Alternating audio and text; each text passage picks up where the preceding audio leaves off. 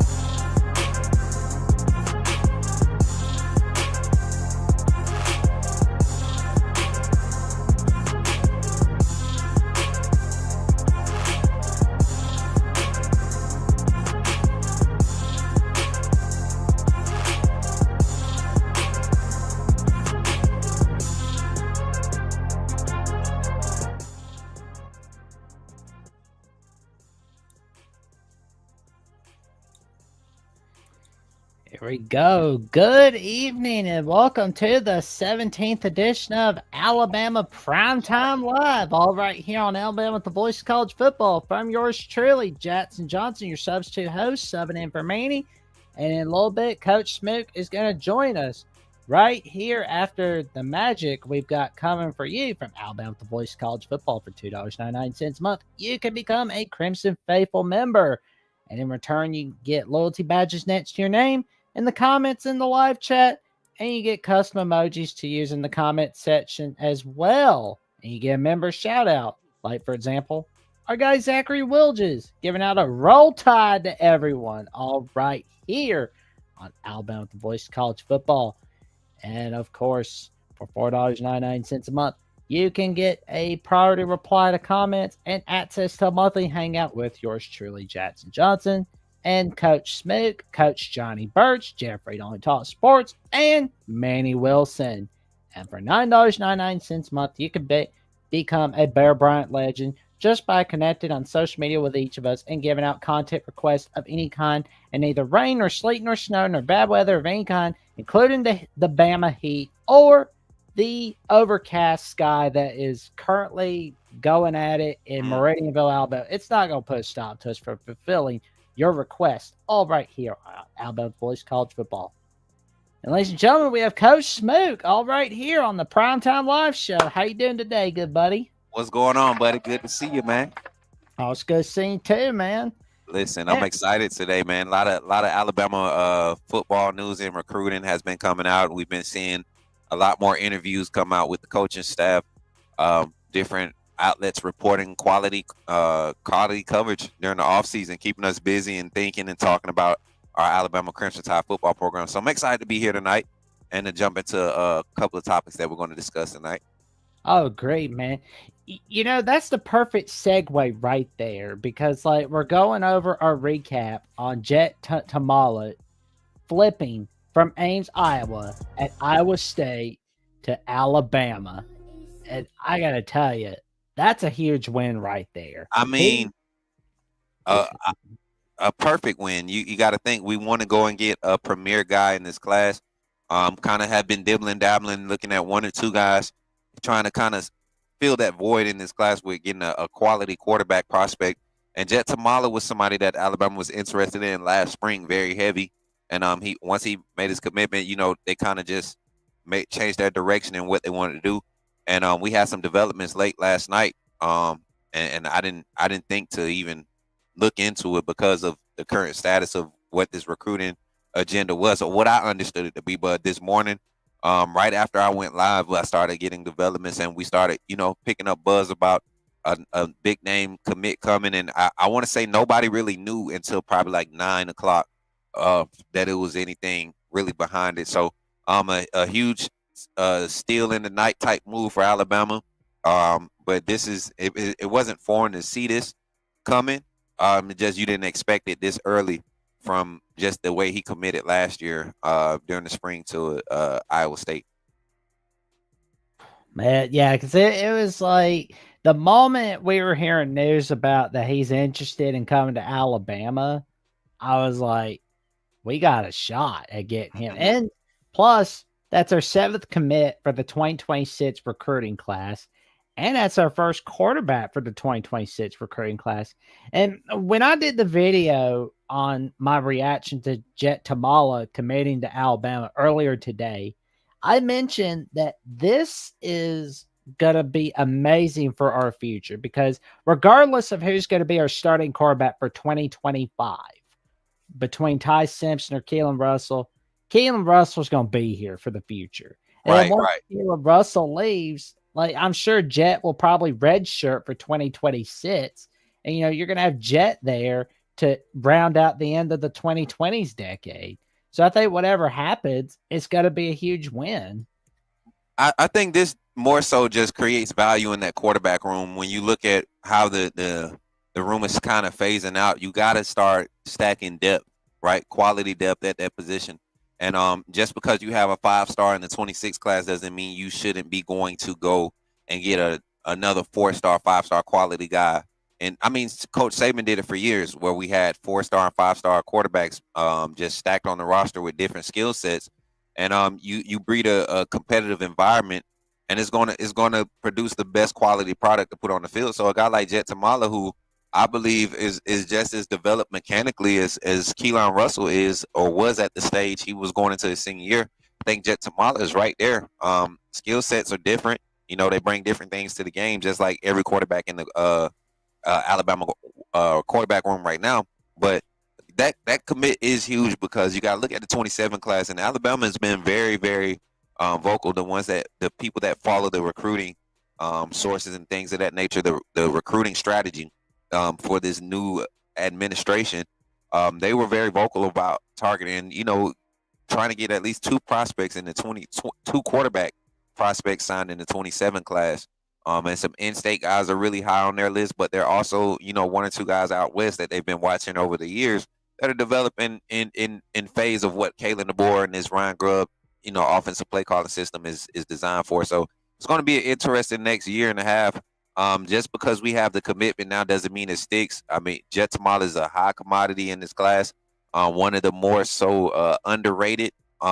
With the respectable 4-star rating, I think he's a little bit underrated, not spoken much of. And I think a lot of that had to do with just him being committed to Iowa State and being so solid with them for so long. But I think this is a good thing for him. If anything, it's probably a move to increase NIL value. That's been some of the things said around the move. But even if in that, the fact that you have the interest from Alabama, it shows you the quality of prospect that you are, and you deserve to be put in the mix of this new business aspect of recruiting and get what you deserve. If there's other quarterbacks in this class that are committing to other schools that have more of a marquee name and can provide that NIL support, and that what you deserve, right? What you've earned, then by all means explore those options. And I think Alabama provides that for them. And a lot of times we will knock that, when it happens to Alabama, when people choose other places over Alabama because they have a better opportunity to meet every single one of their needs, right? Well, it's happening for us right now. And if let's just be honest, you're talking about Iowa State, Alabama. Where are you going to go as a quarterback and expect to have an NFL draft stock just because of the logo that you wore on your chest, not your name on your back, right? Alabama does that for the collegiate NFL drafts, transitioning NFL drafts prospect. So pretty good news there, and I'm excited. I think he's probably one of. I don't think that's like a catalyst commit for us. I love to talk about catalyst commits, guys that could really change the shape of your recruiting class.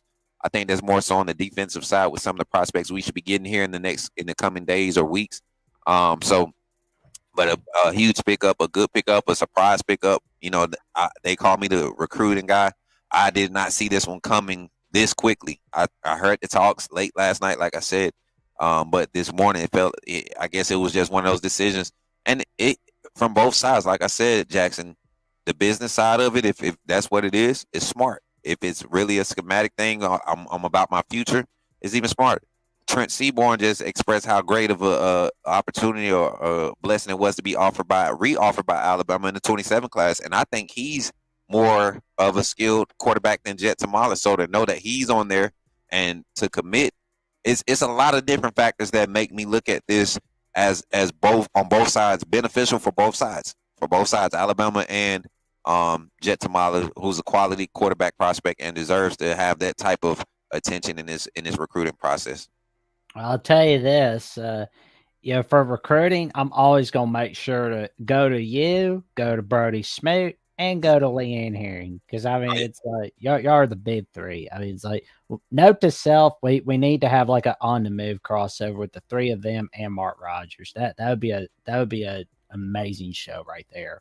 I, Got I'm looking forward to interacting with Leanne. She we kind of dialogued off scene about some possible future things that's going on in recruiting, and she has a lot to offer as far as educating me in the lane that I'm trying to pursue in this industry, and she's really doing it, man. Like you said, it's an honor to be a part of this team because I'm kind of rubbing elbows with some people that's got some experience in this industry, and I'm really shaping my direction and how I want to assist this team based off of how they're putting out, how this team is putting off work. So I'm excited about it, man. And like this news about Jet Tamala, I even asked her like, has she heard anything on the wire? She was all of us were. So when I'm in the same type of fields, reacting to information when it comes to recruiting, when I'm on the same line or the same timing as some of the big names that's been in it for 10+ years, I think we're doing a pretty good job over here at Coach Smooth Network and the Voice of College Football, Alabama Voice of College Football. So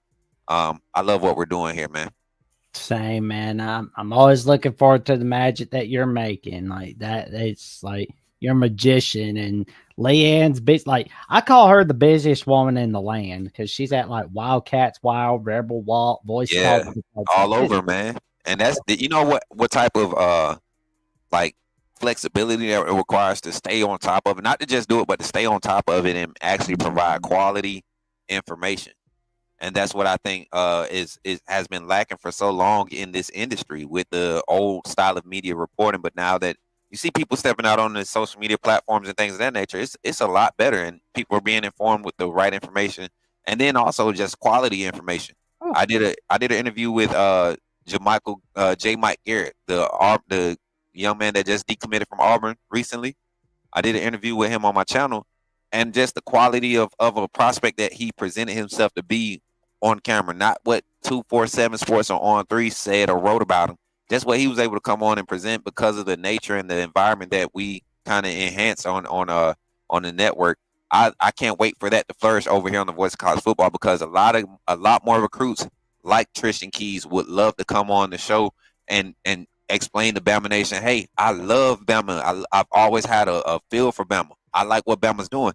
The staff just said it would be a different, whatever was discussed. I would like for him to tell the story instead of some fake recruiting insider writing a story that they saw on from a message board. So I love it, man. I love it. yeah, I mean, it's like I never really go to message boards for recruit. I always like to go to recruiting insiders. That's just me.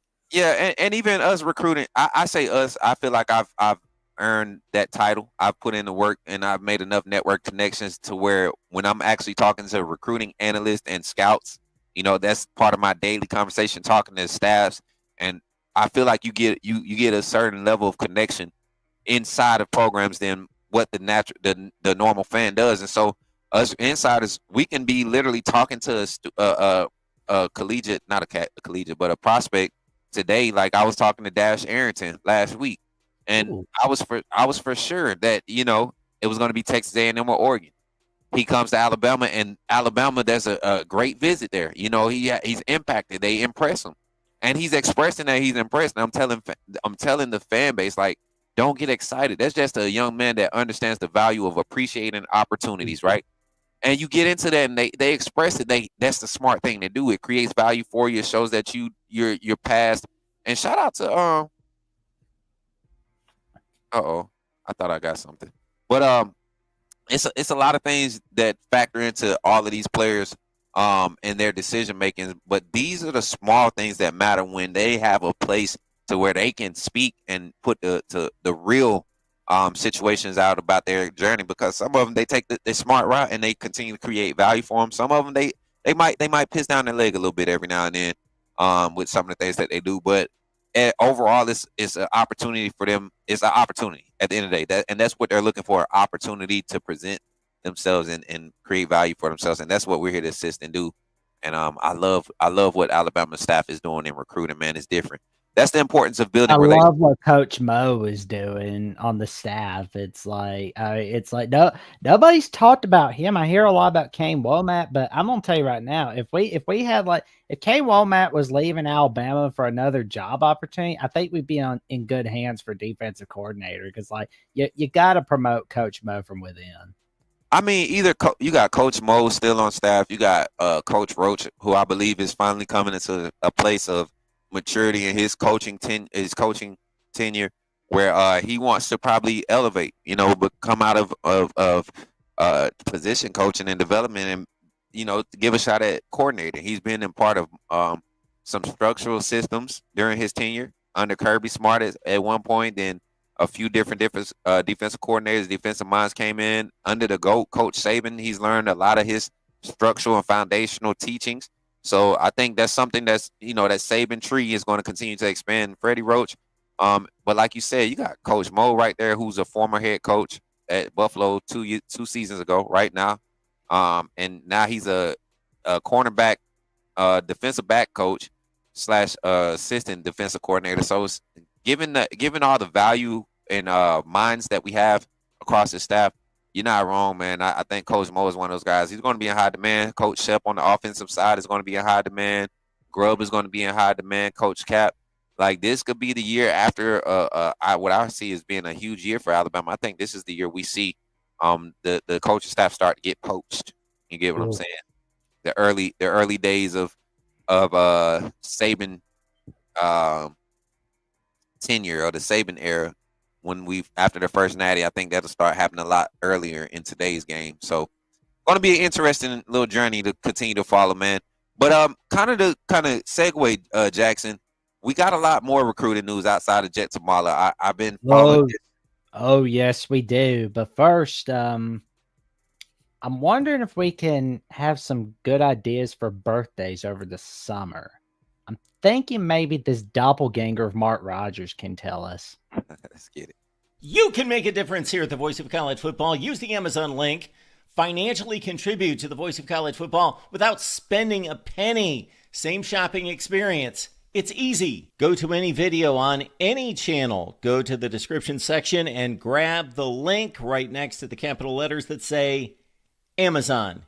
Use that link, and Amazon will instantaneously convert to your account, settings, history, everything intact, just like whatever link you use right now. No difference. Pay no attention to the product that you see right there. Just go search what you want. Don't forget the Amazon link. Thank you for your support. Sincerely, the Voice of College Football. There we go. There we go. Shop on Amazon using the link to support the Voice of College Football. You don't need to buy the product display. It doesn't cost you a penny, and you get the same shopping experience. And there's the link down below, and it's in the chat. Coach. What's up, man? You were saying that you had some recruiting updates, and there are man. Put that cup up. Don't you pull that cup out. You're not getting that out of me today. You're not getting. Well, there are some guys that you and I both think could be the Nets to commit.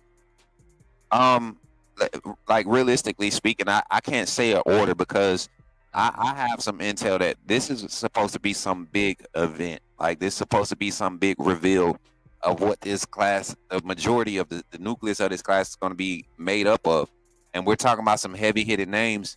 And a lot of guys have already, set their commitment dates for early July. You got Xavier Griffin and I think Cedarian Morgan and a few more names that are going to be committing in the first 2 weeks of July. And then you have some guys that have set commitment dates later in July, but they're making these extra visits. From what I'm hearing is Brian Williams is another prospect that Alabama is targeting heavy, wide receiver out of Florida, that they're they're targeting heavy. And speaking with his training staff that he goes and does his development training with, the young man has always been high on Alabama, especially now with the quarterback situation with Keelan Russell. That's something that's very attractive to him. And the future, with the offensive line that's being set up, a lot of talented guys that he's been able to compete with in 7-on-7 circuits that he's very familiar with. A lot of continuity there in the locker room that a lot of people weren't talking about because he isn't a 5-star, 4-star, highly rated, talked about guy. So exciting to get him on. But you look at how this recruiting class is shaping up, man. I look for a commitment soon from Malachi Lee. I talked about this on my show, man. Malachi Lee is a guy that I'm looking to lean towards Alabama, commit soon. Titan Davis is a realistic commitment. Elijah Golden's commitment, not commitment, but his visit last week was huge. This past weekend was huge, and making some leeway with him. We had a few guys, show up today that probably aren't Bama leans, but just having them there creates value and kind of pushes them other guys that we're actually targeting to go ahead and commit. And with this new NIL structure, a lot of guys are having a lot more decisive, being able to be a lot more decisive in this situation because there's rules outlining things. Whoever's structuring their NIL distribution now, right, with the football programs, they're the ones that's winning in recruiting right now because they're able to realistically put things in perspective for families and these students when it comes to handling that business aspect. And then we all know that Alabama's going to provide all of your top tier, state-of-the-art quality performance training, all of the things that you want to prepare yourself for the next level. So Malachi Lee is a huge prospect. I think he's going to be the next one. If you was to ask me who was next, I think he would be the one that come out and go ahead and commit. But with this week, I wouldn't be surprised if Sedarian Morgan pulls the trigger. He's supposed to show up on campus Thursday. He just came off the Auburn visit last weekend. Has been very active during his official visit season. So I wouldn't be surprised if he pulled the trigger early. I wouldn't be surprised if there was an Xavier Griffin commitment, an official Xavier Correll announcement. This is Big Bama weekend. The 20th, the last weekend of official visits is Big Bama weekend. That's what I like to call it. So you can see some big things when this staff has you in their wheelhouse. They have your attention. They can convince you to do some things and believe in some things. And you leave that event like, oh man, hurry up and get through my senior year. Let me just get through my senior year healthy. Let me get on campus in spring because I could be the next face of Alabama football. I could be the next phase of what this team is going to become because they're really giving opportunities. And they're going to pay me to give me an opportunity. And they're going to make sure I get an education to get an opportunity. Like, it's kind of hard to miss when you are a priority. And that's what this staff has a good ability to do, in making everybody feel like a priority. Well, and I was thinking, Jeff's got a question. He wants to know about Brooks. How are you feeling about him? I think we're going to get a late commit from Kamari Brooks. I don't think he's going to be one of the early guys. And if he is an early guy, it's because of the connection that I've been seeing between him, Griffin, Matthews, Kamarion Johnson, interior, Elijah Golden. Like, I feel like those guys would do a like group commit type feel. You know what I'm saying? Like if we, because that's what this day and age is becoming, man. It's got to be some type of pizzazz. It's got to be some type of flash. And it would not be crazy to see guys that are close in proximity as far as being in some of the same 7-on-7 circuits, some of the same AAU circuits, growing up, travel ball, playing against each other, playing on the same team with a lot of these guys, right? From these areas. They've seen each other. It would not be crazy to see them like pull a muscle move, kind of like the 25 class did. With Luke Metz and Duke Johnson and Keelan Russell, they all started stepping when they came together within that 2-week time span of committing. It became real good for Alabama in that class. So I think we could see the staff possibly pushing that same type of agenda and same type of feel around this recruiting class. And I appreciate everybody in the chat. Don't forget to run up the likes in the chat. Make sure you're sharing the live stream. If you are in here from the AAA family, we should have at least 10 or 15 shares right now already on the public websites. Make sure you're sharing it on the Facebook public groups when it comes to Alabama football. The Alabama voice of college football is definitely the place you want to be. But Jackson, I got a question, man. Okay. Ask me who I felt like was going to be the next commit. Who's the big commit? Who in your mind the target that really creates this is the class feel for you? That's a good question. I was thinking Nick Abrams. That's who I think could be that Nets commit because it's looking like, and let's see, July 16th, we're waiting it out. And it says he's choosing between Oregon, Michigan, Alabama, Duke. I mean, I think Duke's getting out. I mean, no. Oh, my mistake. Georgia. Yeah, no. Nobody wants to play for Mike Bobo. Sorry. Well, Uh, Abrams is a linebacker. oh, Yeah, and my thing with Abrams is I I have a certain relationship with that family, right? oh, And the Bama feels like you don't come to Bama and not feel like this could be the place for you. It's just everything is available for you. It comes down to the small things. NIL is not a problem for him. That's not the problem. It's literally where can I go and give myself the best opportunity to develop and put out film to where I'm in the league. I'm in position to be in the league in 3 years. A young man that has aspirations of early enrolling, right? Wants to be a 3-year graduate, right? These are things that he wants to have. And so when you look at schematically how he can do that and be on the field, right? It's very few options that's going to provide that. Michigan has a lot of opportunities. They have the same situation that happened in Michigan, except I don't think they're as stacked in the linebacker room as Alabama for the future. So you got projections of transition right in front of you, where Alabama right now inside linebacker room post this season 3 guaranteed and possibly 2 guys on roster that aren't getting veteran type reps, right? So a possibility of 5 inside linebackers leaving this room, a possibility of 6 or 7 total leaving the linebacker room. So a guy like Nick Abrams who can play the edge, who can play the interior, having him as a prospect and seeing him gain interest, and now finally having the opportunity to look at the depth and on the roster in front of him and say, okay, this is more along the lines of the progress I need to be on. I got to develop in my frame. He understands all of these aspects around his recruiting. Alabama making some leeway with this last week visit, and I'm excited. I'm excited to see him develop, man, because he's one of my personal favorites in this class. Where, like you said, I don't think he's a swing commit, but I think he's one of the hidden gems with that when you get him, you got a serious steal. You got an overvalued, overly undervalued steal in Nick Abrams. But I think Michigan is firmly in that, like, right there in the competition to get that commitment. well, and I also think Crowell could be that Nets commit for the Crimson Tide. But we'll definitely know more Nets Thursday as he will be making his decision on that very day. Yeah. And Jordan Wright says he believes Abrams would have a really good chance at getting in this linebacker rotation in his freshman year. I could see that. I could honestly see that.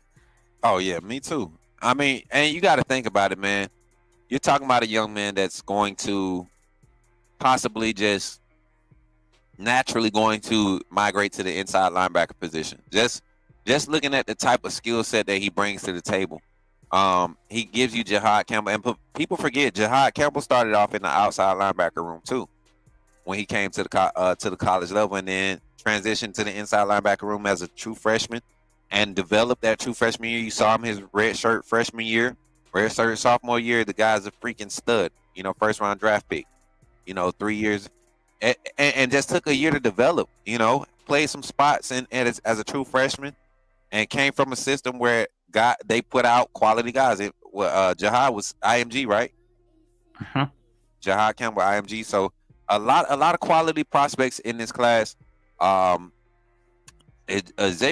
We know what Xavier Crowell is more so of an in-state pride type thing, and he wants to be the best back in the state of Alabama. He's currently the number 1 back in the state of Alabama in his 26 class. I think he's the number 4 back in the nation in this class. So I like seeing that. But even guys like, having Jordan Edmonds' commitment already and him shutting down his recruiting, I think that motivates guys like Jordan, Xavier Crowell, guys like Cedarian Morgan, guys like Zion Gibson, who are already committed. Kamarian Johnson, that's motivating these other guys to go ahead and commit and just let's continue this persona of what Alabama is becoming. Let's not try to make it about us. And that's what I feel when I talk to these guys. Guys developing real relationships and really buying into this new age of committing to a brand, understanding that I'm committing to a brand that really sees my value and can benefit me. That's the pitch. That's the pitch. How can we benefit each other by making this commitment? And when you simplify it, it makes sense, man. And there's one more guy that I believe can be our Nets commit, who's also making a decision next week. Mac Sutter, the tight end from Dunlap High School, 6'5", 230 pounds, and he's going to decide between the Crimson Tide, the Ohio State Buckeyes, the Illinois Fighting Illini, and the Ole Miss Rebels. Yeah, don't count Arkansas out of that either. Oh, I'm not. Do not count them out.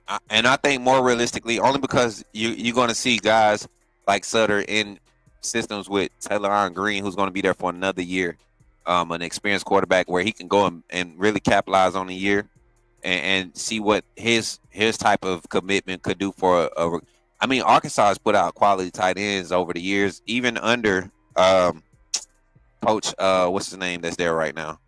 Oh, at Arkansas, Sam Pittman. Yeah, Coach Pittman, and just they got a good culture. It just sucks that it doesn't turn over and carry over to the field in and year out. Like I think that's a quality coach, a good guy, really cares about his kids. That's why you see guys go there. You don't see them have portal issues a lot. They have onesies and twosies, big names that maybe hit the portal in the last few years, but they really keep their guys together and they play their brand of ball. And the fan base is solid. Arkansas fans. I've never met a delusional Arkansas fan, they're very respectful. I will say that they know their place. You know what I'm saying? Yeah. But nah, man. Well, last time they did win a national title was in 1964, and that was when like Bonanza was the #1 television show, and the Flintstones still on television at the time. Right. So you got a time to be alive as an Arkansas fan. It's just a tricky spot, man, until you get that big in-state recruit that stays in state and resurges the energy and attracts other. That's what college football is becoming, man. It's a whole cycle. So I'm liking it. This is a Max Sutter. I think with his frame, you look at the tight end room. There's going to be Quavis is going next year. You might lose Danny Lewis in the portal. I'm hearing a lot of developmental things with Danny Lewis when he jumped in the portal earlier this before the spring ball kicked off. It was one of those things where he was trying to really see what his value was, saw that he needed to develop. Coming back to Alabama, the injuries bug gets him. You're falling further and further behind as far as the development curve, and you haven't really been able to put anything on film since you've been in the collegiate level. So, along with just the graduate guys that's going to be eligible for the draft, you got to look at guys like Danny Lewis possibly hitting the portal. You got a guy like Lockwood I think he's running eligibility. Jay Lindsey picked up some steam, this spring. And then your young guys, Caleb Edwards and Marshall Pritchett. Marshall Pritchett, I think, is going to be the next big guy for this tight end room. But Caleb Edwards is going to be a freak of nature. You get a guy like Max Sutter to follow those guys up with Jay Lindsey being your consistent Robbie Oots type feel in that room. It's gonna be a solid tight end group. You can get either Max Sutter or Roman Voss in this class to commit, and I wouldn't be surprised if you get another duo of tight ends with two different skill sets to commit in this class. Yeah, I mean, I'm looking forward to the commitment dates. I'm getting excited about watching them. It's gonna be fun. Right, 100%, man. Ooh. And then I just another commit that I'm really excited about, and I know that he's going to commit to Alabama. It's just a matter of when. Xavier Griffin is the swing commit. I asked you that question a minute ago. I think he is the swing commit in this class, man. He is truly the swing commit. A lot of people look at his skill set and look at just the fit. If I was to project a future look at the inside linebacker room, I think Abdul Sanders is next as far as the catalyst Mike linebacker, and a guy like Xavier Griffin gets pulled in kind of like a Dylan Moses type of feel. You know, when Dylan Moses got on campus, it was like we knew he was going to get a chance, and he got thrown into the fire early. And we saw his potential as a true freshman, and then the injuries kind of screwed him. But that same type of feel around Xavier Griffin, because I think the only thing keeping him from being on the field right now at the collegiate level is the fact that he's 16 or 17 and he's 200 pounds. Other than that, you throw him on the field and you love what he does. So I think that commitment there, and then just the prowess around his network of players in this class that are really connected with him. We know Gainesville has that'll be our second commitment from Gainesville High School in Gainesville, Georgia. And that's two of their top 4 defenders that they have available on their defense. That's 2 of their top 4 guys, and both of those guys are top 50 ranked in the state of Georgia. So it tells you that Alabama is really going into these talent pool areas, these talented areas, and pulling all the quality guys out and getting guys' attention like Xavier Griffin is going to be huge, and getting other guys to commit. Yeah, I'm excited. It's like the days are coming. Like summer is here in Tuscaloosa. Yeah. Summer rain, baby. There we go. It's summer. Where do we begin? It's all right here.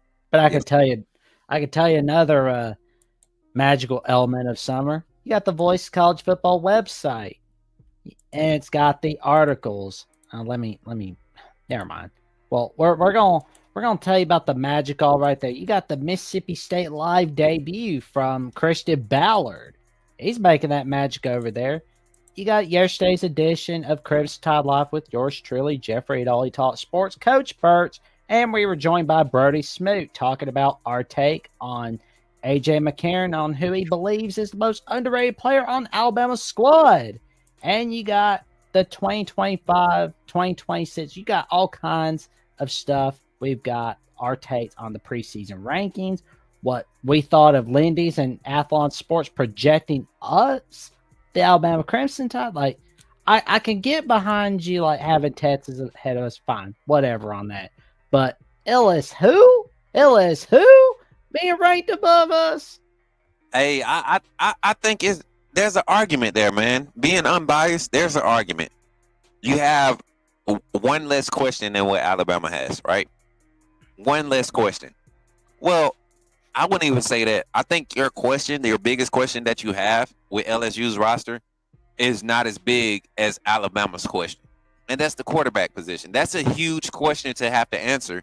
And to not have a definitive answer, or to have potentially an answer that may not be the exact solution in Alabama's case, I think you got to be considerate of it and factor those things in when you're rating these rosters and talking about how teams could possibly finish. So I'm not mad at it. I think it was a solid take. That's just my personal opinion. LSU is probably more set up right now to make a realistic college football playoff push because of the answers that they have and the questions that they have. One thing's for sure. I don't think they can win a week 1 game, and they're not making it to the playoffs. And if they were to make it to the playoffs, they'll be losing in the playoffs, just like how Notre Dame got smacked off the face of the earth in the Natty, got smacked off the face of the earth in the playoffs, and when Cincinnati lost in the 2009 Orange Bowl against Virginia Tech, and when they got smacked off the face of the earth by Florida in the 2010 Sugar Bowl. That is the whole history of Brian Kelly in big postseason games. He always just blows it. He's worse than Kirk Cousins in the big games. At least Kirk Cousins wins one every now and again. This is true. So there we go. Just as long as you don't say Kirk Cousins again, I'm a Falcons fan, man. I mean, Kirk Cousins is a nice guy, so I mean, it's like I don't like to knock on him too much. I wish he was nice enough to not take that $150 million. I wish he would have been extra nice and not took that, because we could have used it, man. We could have used it, especially coming into this year with all the potential we have in Atlanta. But that's another show. That's another conversation, another topic. Hey, so what else on the website, man? I ended up. Oh, there's the list of writers, including the busiest woman in the land, Leanne Herring. Let me pull. Yeah, go ahead and share it again. Oh, that's not it. Come on. Oh man. Oh man, I gotta learn these magic tricks that Hold you're on, I got doing. Oh no, get going. Here we go. No, this feels like a Three Stooges cartoon. you. Hold on. Here we go. Yeah. Oh, thanks, man. Mm-hmm. Man, like this writers list includes the busiest woman in the land, Leanne Heron. We talked about her a little while ago, as she brings that magic on Kentucky Wildcats Wire, the Rebel Walk, and on the Voice of College Football on Ole Miss Live. On the Move with Mark Rogers, Wednesday nights, 8:30 p.m. Eastern Time. And you got the list of hosts, including the premiere of Penn State Live with Andy Adair and Nick Helling. I got to ask him about how he pronounced that name perfectly, but I got to tell you this. They're going to have a wild ride on Penn State and Nittany Lions Live Tuesday nights, 8:30 p.m. Central Time, 9:30 p.m. Eastern Time, including the premiere tonight. And you got the Ohio State guys. You got Taylor Jones from Auburn Wire, Chad and Tierney Smith. And I got to tell you, who needs Travis Kelce and Taylor Swift when you got the star couple at the Voice of College Football with Chad and Tierney Smith? They are the star couple. And you got the operations manager, TJ Ronan. You got Myron McRae on North Carolina Live, Lucas Hill on South Carolina Live, Josh Mahler on Oklahoma Sooners Live, John D'Animo, Gerald Goodrich, Garrison Gaddy. There's Coach Smoot. There he is. Yes, sir. There you go. Clint Foster on the Biggest 12 Live, where he is talking with Mountaineer Paul from Locked On, West Virginia, and Coos from Coos' Corner. Bryce Sack, Cam Underwood, Alec and Bradley. They are making magic on that Indiana channel. Speaking of which, the show lineup for the Voice College Football. It's all right there. Note to self, I really need to make sure I update this stuff. Yeah, man.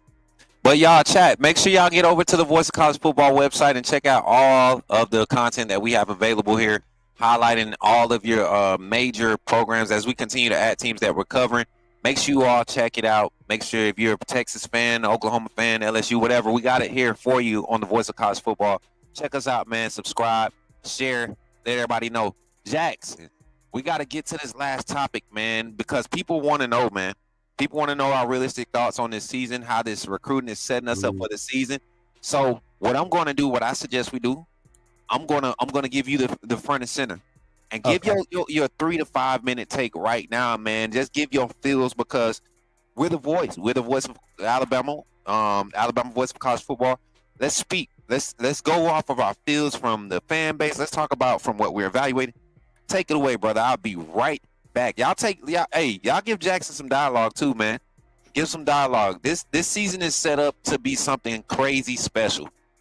What's your feels around it, Jackson? Take it up. Well, I'll tell you this. I mean, I'll be a solid Bob getting his words out for a little bit, but I really like where our passing game is going. I love where our receiver core is going. Everybody talks about Ryan Williams, but nobody talks about our tight end game. We're gonna have Jack Samarco on the lineup. We're gonna have Brody Dalton joining that lineup for the Crimson Tide. It's gotta be huge.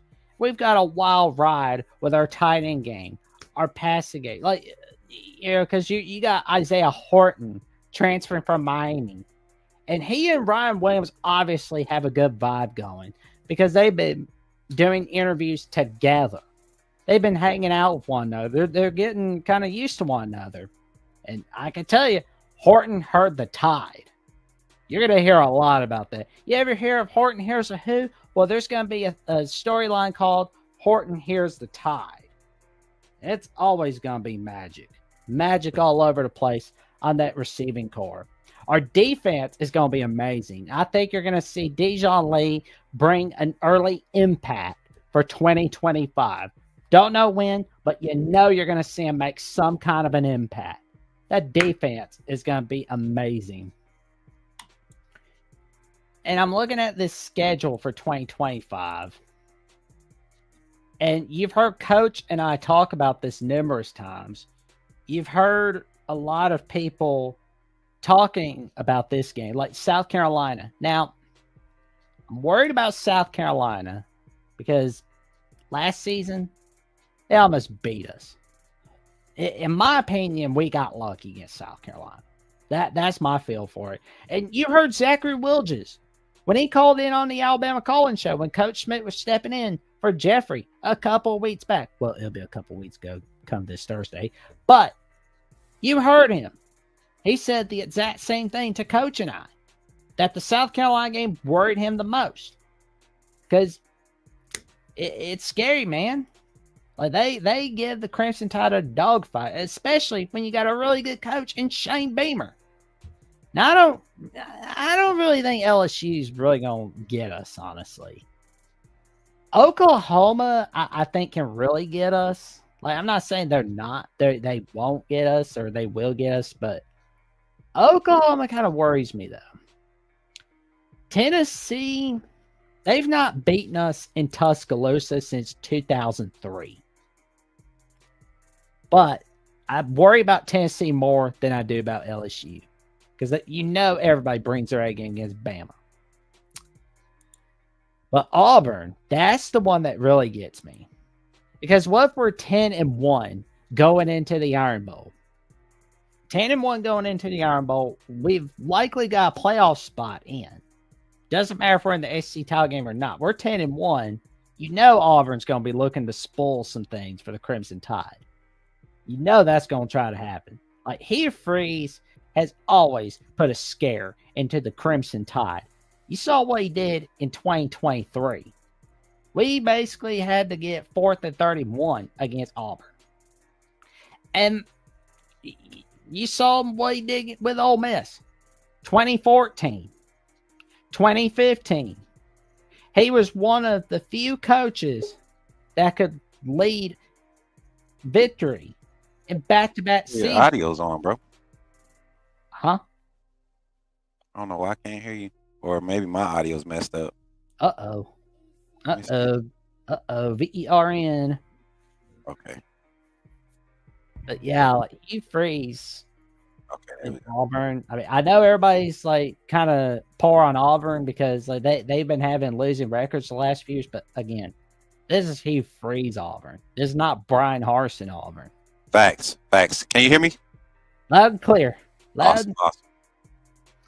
But the Auburn Tigers really scare me the most. South Carolina scares me most. But my take is we can go 10-2. 10-2, 11-1. I mean, I know like Brody was here with us yesterday with me and Coach Burtz and Jeffrey. And, he thinks Alabama can go 11-1. I'm kind of at that same level. I mean, like those Bulldogs. Y'all have heard enough of my thoughts on Mike Bobo. Oh man. So I got where you're coming from, man. And I agree with a lot of things that you said. Overall though, man, I'm more so in line with the 11-1, 10-2 approach this season, realistically. I feel like early on in the season, maybe a road game that can catch us slipping. And I'm saying maybe it's Georgia. That maybe. And I'm not confident in Georgia being good this year, but just the fact that could be the first big road game, the first big game on the season. Maybe we see some uncharacteristic things we not able to weather the storm. But the type of veteran experience and production that's returning on the defensive side, you usually win those type of games with that type of skill set or roster at your advantage. So that's the only one that I think could be a possible problem. But the one that I'm more so worried about, and it's not early in the season, it's in the first half, is South Carolina. I think South Carolina is going to be more of a complete team and more of a threat playing at home playing at South Carolina, following a big game at home against Tennessee, which is going to be, I feel like it's going to be an emotional game this year. Especially after, this is the gauntlet part of the schedule. You get South Carolina and then following up hosting LSU. That's the stretch where I think we're going to see really what our team is made of. And if I wanted to really give us a loss, one or two losses, it's between South Carolina hosting LSU and playing at Jordan Hare. So I believe if we have 2 losses, is in between those 3 games. But I like our chances in all 3 of those games, especially the LSU matchup being hosted at home, and then the skill sets in Auburn, the secondary at Auburn. They better hope that they have something figured out before week 5 or week 6 of the season, because that's going to be the make or break for their season. They have a chance to be a quality team too. They got a lot of games that you look at their schedule last year, a lot of games that they were literally 1 or 2 possessions out of it because of just a lack of execution, a lack of skill sets, a lack of answers. And now this year you got Hugh Freeze with a guy at quarterback that he truly believes in, and a lot of weapons at the wide receiver room, a few running backs in that room. You got a quality, productive returning offensive line as far as your interior. You're replacing your left tackle, I believe, is the offensive lineman that they're really trying to figure out what's going on there. You look at the defensive side, everything up front is solid. In your linebacker room, the defensive front, you got depth in your D-line again. You're trying to figure out what's happening in your secondary because they look straight garbage, just to be honest. That secondary looks horrible at Auburn. And if there is an Achilles heel for this team, it's the a flop by Jackson Arnold, so where you're turning the page to your new freshman quarterback, and then not freshman, but your quarterback, your second string quarterback. And then you have a situation where your secondary is just nobody's able to cover. You could have a great front, but you go against a decent offensive line or offensive coordinator that knows how to offset that. You put your team in a bad position, and I don't think Auburn has anything to rebound from that right now. They're going to have to find some answers in the secondary for sure, but everywhere else, they're confident in being able to develop that. So that's going to be a tough game for us. On top of the bad juju. But realistically, Coach Smoot, I'm calling an 11-1, 12-0 season. If everybody stays healthy, I think this team can really go 12-0. I just don't believe there will be an undefeated team in the regular season. That's just my personal opinion. If Alabama loses a game, I'm not going to say I accept it, but I can understand losing to the type of team that South Carolina will be returning, or losing to the type of team that LSU will be bringing into T-Town this year, or losing to Auburn late in the season in an Iron Bowl game at Jordan here. I can understand and see those things happening, not just because of bad juju, but look at the rosters, look at the skill sets coming in, look at the production returning, look at the overall projection of quality production that should be available on roster. And we're going to have a 2 or 3 games that I believe really will set the tone. And 11-1, 10-2. Oh yeah, like if you see Bama losing to Auburn, I think you're going to see a lot of people throwing the baby out with the bathwater, forgetting about 2017, forgetting about what the 2024 Ohio State team did. Because I mean, it was like you lost your biggest rival, but guess what you did throughout the playoffs? Win a natty. That's right. Yep, you're absolutely and I mean, right. Like 1965. Where we lost to Georgia in the season opener by some horse dung missed call by the referees, where like a guy was down on his knees when he lateraled the ball. And then like weeks later, Kenny Stabler forgetting that it's 3rd down instead of 4th down, throwing that ball out of bounds against Tennessee in a 7-7 tie. And then weeks later, we're in the natty because we win the natty because we had a few luck on our side, right? Michigan State losing to UCLA in a regular season rematch in the 1966 Rose Bowl in living color. Number 2, Arkansas in the Cotton Bowl losing to LSU. Number 3, Nebraska. Well, we just stop a mud hole in the Cornhuskers in the 1966 Orange Bowl on NBC in living color with a few people tuning in. I'm saying we can see something like that 2025. Hey, 2025 going to be an eventful year, Jackson. I really believe it. And as we close this out, man, I think the fan base needs to understand that this is not going to be anything like what Coach Saban produced. The style and how this team is going to win.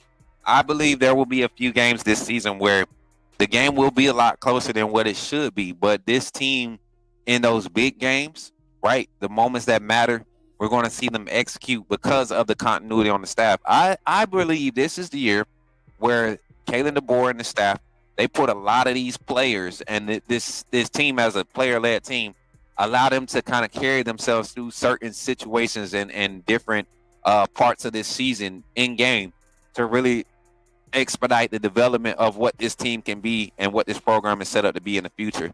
So with that being said, Jackson, I'm ready for this season as we continue to cover Alabama throughout this off season, man. We're going to continue to bring the heat, man. We're going to continue to create the conversations and react and just continue to be the voice of the Alabama fan base. And I think right now, because of the lack of, tangible things to go off of, the conversations have been very good. The conversations have been very good surrounding Alabama football.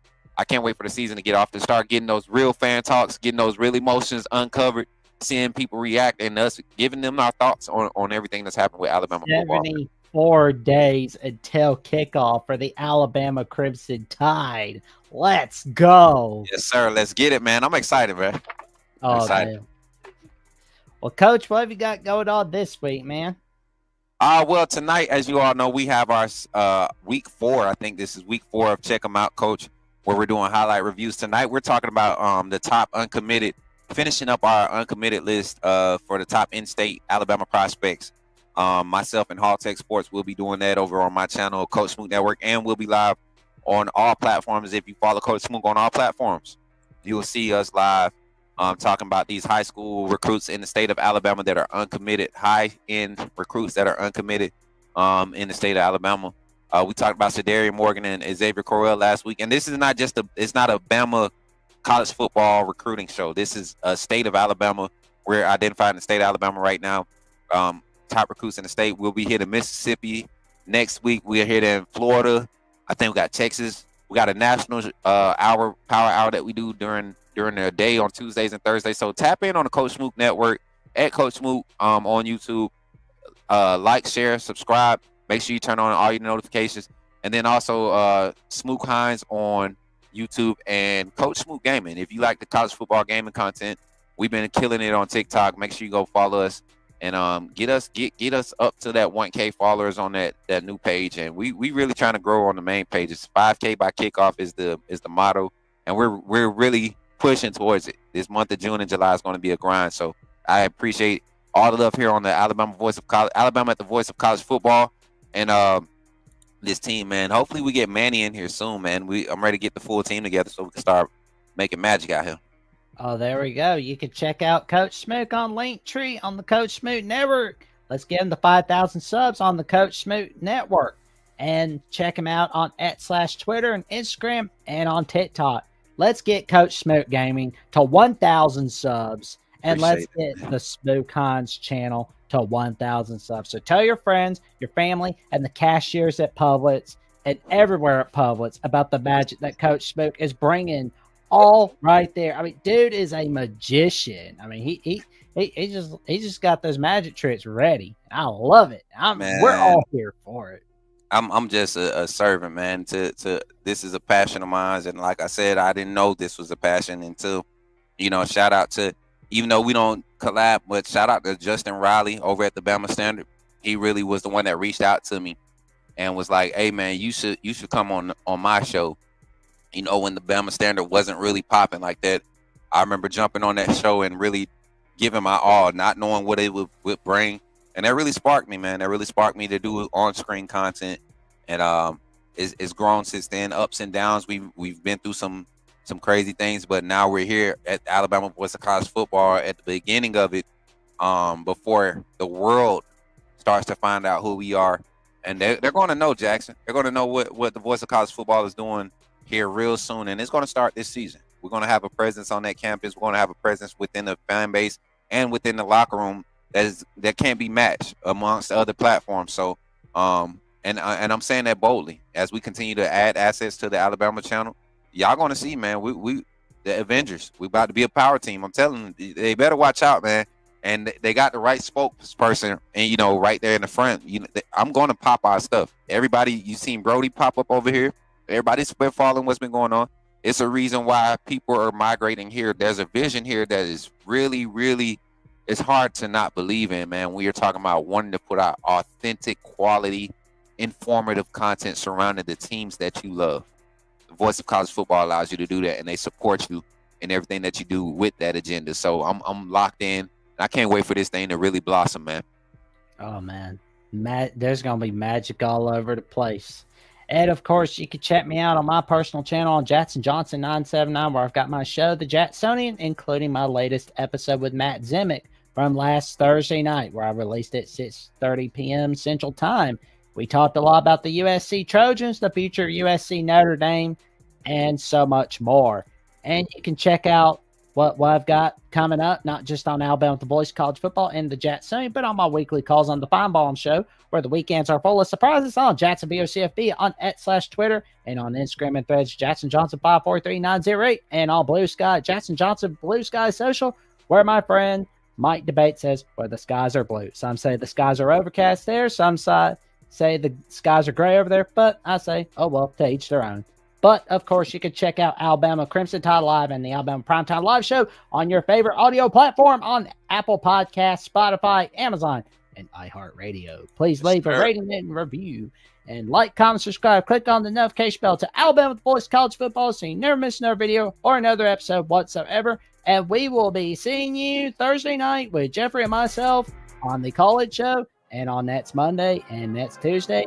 And roll tide. Yes, sir. Roll tide. Y'all have a great one, family. See y'all on the next one.